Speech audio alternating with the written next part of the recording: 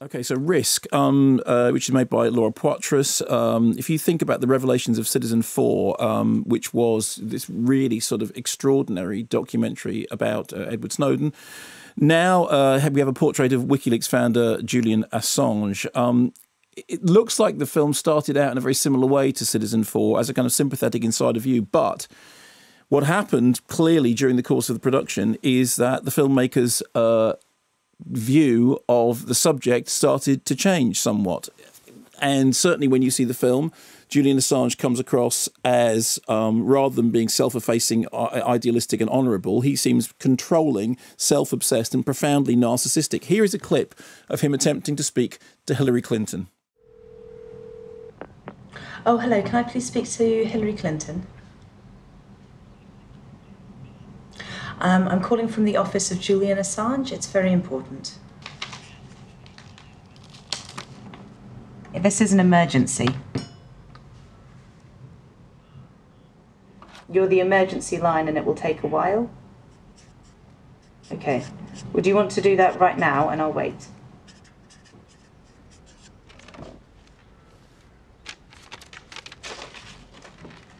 He would like to speak to her about that, yes. Okay, well, let me start by giving you my phone number. 1 moment, please.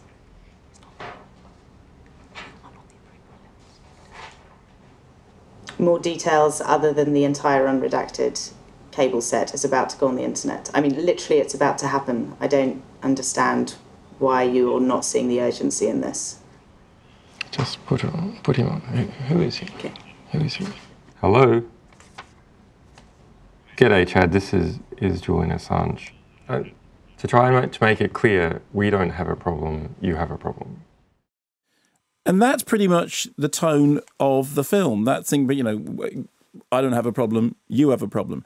And, of course, what happened was, despite talk of free speech and freedom of information, it is reported by the filmmaker that Julian Assange has indeed tried to control and perhaps censor the film. She says, considering what WikiLeaks stand for, I was surprised. Not only did he demand that things were removed from the original cut, but more recently he sent cease and desist letters to my distributors demanding that they stop releasing the film. He was really angry and he tried to intimidate. And this does chime with other portraits of Julian Assange that we've seen in documentaries like Alex Gibney's actually, wholly superior documentary.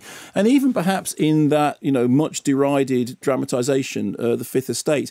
This film premiered at Cannes and then, again, according to filmmaker, events unfolded before and after the Cannes screening that obligated me to continue working on the film. These included legal and personal pressures and demands by Assange and his legal teams that I remove certain scenes in the film. Some of the scenes that appear to have been at the cause of that upset were scenes in which he is discussing the sexual assault cases, and in which I have to say he seems like he's talking about his accusers as radical feminists and lesbians, and his QC is saying it really doesn't help your case to talk like that, and he says, well, no, obviously not in public, and you go, you're being filmed. See that camera? You see the camera there. To mention all that. So the thing about it is that I have to say the film itself is somewhat unsatisfactory, considering the way in which the story went and everything with the American election and the dumping of huge amounts of material that I think we can pretty safely assume did have some kind of effect.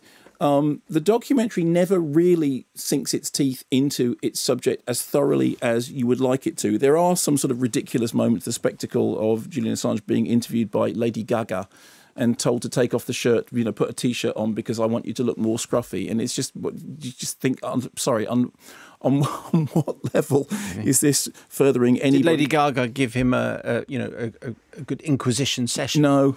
Well, not from the little fragment of it we've seen. The problem with the film is it feels like a lot of fragmentary pieces. It feels like a film that started out being one thing, turned into something else, and it feels like it's kind of frustrating, particularly since she's such a brilliant filmmaker and has made really, really great work in the past.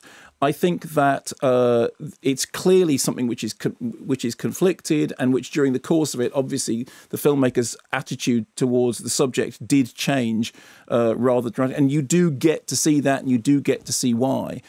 I think that story has been told in other ways more pointedly and with more purpose, perhaps in a way that came together better. As a piece of cinema, it's very flawed. But as a sort of insider's view of somebody essentially losing faith in their subject, it's interesting. Although it's not a brilliant piece of filmmaking, but it does offer an insight which seems to chime with a lot of what we already knew.